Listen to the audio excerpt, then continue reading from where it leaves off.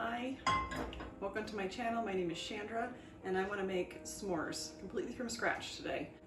It is delightfully warm and summery even though it's still spring, and we are planning on having a campfire tomorrow.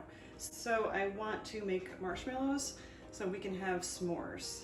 I will also make graham crackers, and I think I will mix those up tonight and make them sourdough, let them sit in the refrigerator overnight, and we'll bake those tomorrow. But tonight, I want to do the marshmallows. So we first need to add sugar to our pan. I want to make these completely without corn syrup. So I'm using only sugar to do this. I found a recipe that I have tried already and it worked really well.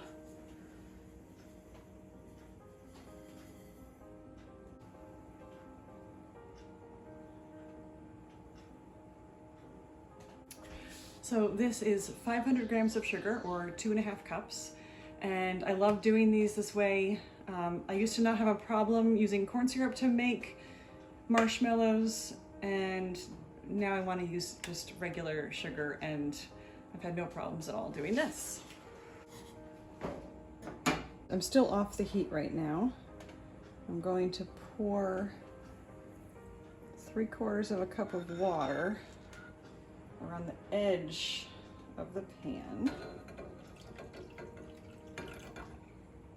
and then draw an X from side to side. It's really important not to get sugar. Oh, my oven's ready for something else. It's really important not to get sugar up on the sides of the pan when you are doing this. So that sugar I'm going to let sit over medium-high heat until it has all melted, and I'll swirl that pan a couple times. A lot of the job of the corn syrup is to stabilize the sugar so that little crystals don't form on the edge. Like, you don't need to be so careful with corn syrup. When this comes to a boil, I'm going to put the lid on and let it cook for 2 minutes, and the lid on will cause the condensation from the lid will drip down the edges of the pan and push any sugar crystals that do end up on the sides back down in. I've never had a problem dealing with sugar and having that crystallization happen. Now, I've also heard people say mayonnaise is so easy, it works every time, and I have giant problems with mayonnaise, so it's not always true for everybody what is true for one person, but in this case, I don't find it difficult. So don't be afraid to try. Okay, I'm seeing some bubbles in the middle now, so we're gonna cover this. Let it cook for 2 minutes. So it's been 2 minutes. I had a little bit of boiling over. I should have had it on a lower temperature. So there we have that, beautiful. And I don't see any crystallizing on the sides. If I did, I could put the lid back on to let more condensation drip down, but that looks good. Now we need to get to the right temperature. I have my candy thermometer. Going to between 242 and 245 degrees, which is the firm ball stage. So there are ways of checking that if you don't have a thermometer, and this recipe that I'll link includes that. My thermometer even says like soft ball, there's hard ball, which will be, we want to be somewhere in between at the firm ball. So while this is coming to temperature, let's get the gelatin ready.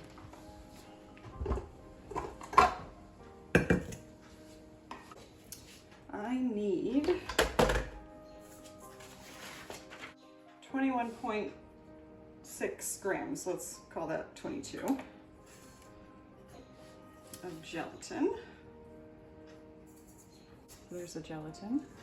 I'm just going to pour 1/2 cup of water on here and let it hydrate for at least 10 minutes.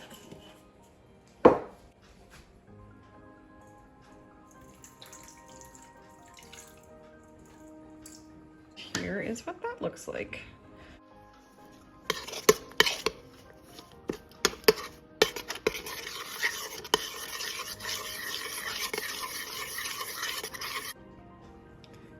Okay, we are at 245.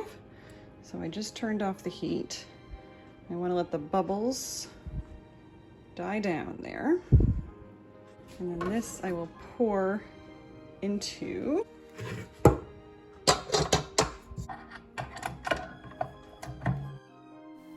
So I'm going to pour this hot sugar right down the side of the bowl so that it hits the bowl before it hits the gelatin. And that lets it cool down just enough to not scorch the gelatin. And then this will beat for about 10 minutes until it is doubled to tripled in size, very light, and it will be pretty cool to the touch.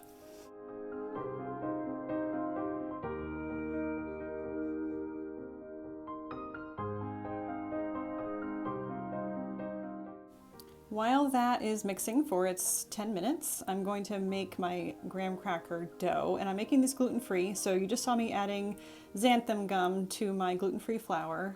Then I'm adding baking soda, baking powder, salt, cinnamon, and sugar into this bowl.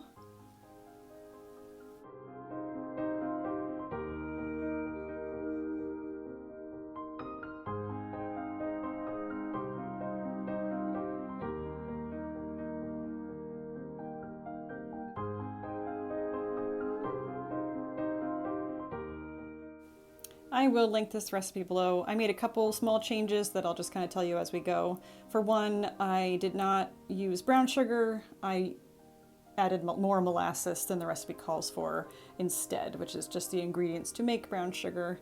That was some honey going in, and then of course the molasses, then an egg. And I am also adding starter to my little mixture. There's some melted fat in there as well. Because I want to be able to ferment these overnight in the refrigerator. I added vanilla extract, and I'm going to blend all of this together, wrap it up tightly, and just store it in the refrigerator overnight until I'm ready to bake them tomorrow.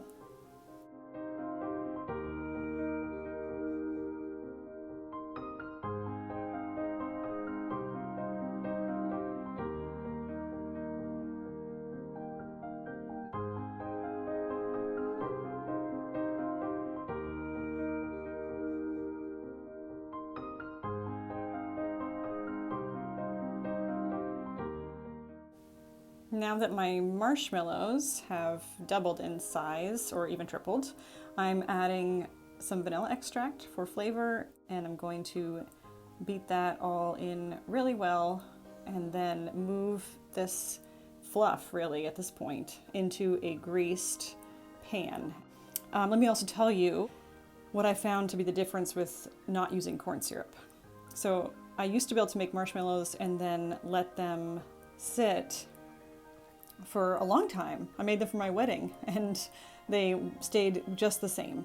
But these that I've been making have been being really affected by the humidity and breaking down and just not holding their fluffiness. And I think that it is the lack of corn syrup, because corn syrup is stabilizing.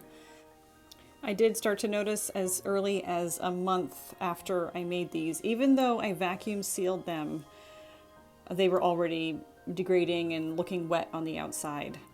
You could certainly make these for a little bit ahead of when you would want to eat them, but in the future I think I'll make much less. They did last longer in the winter, but the same thing did happen. So I will have this recipe, I think, the next time I make it, because I do like not using corn syrup.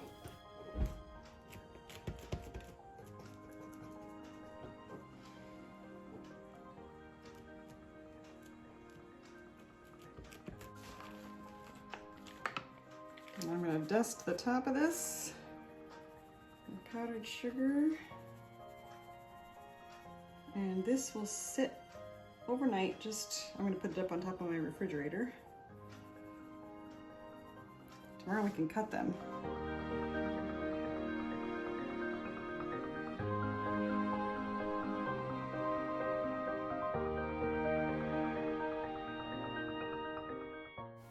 I am greasing my knife before I cut, which makes this so much less of a sticky process. And then I will toss each of these into some powdered sugar to keep them from sticking to each other.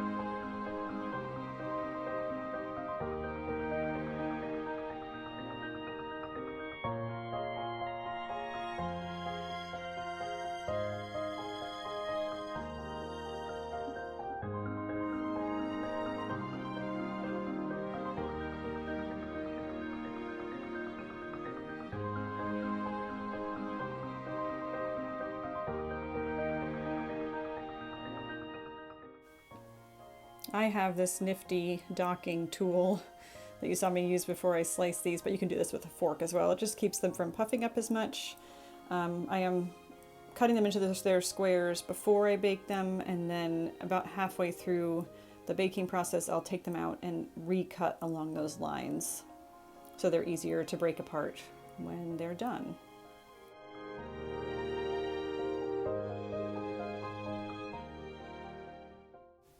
It's good to have a little skinny edge on these when you're cutting them, because that edge will get a little bit more browned than the middles. So you can take that off, and then you're left with nice square corners as well.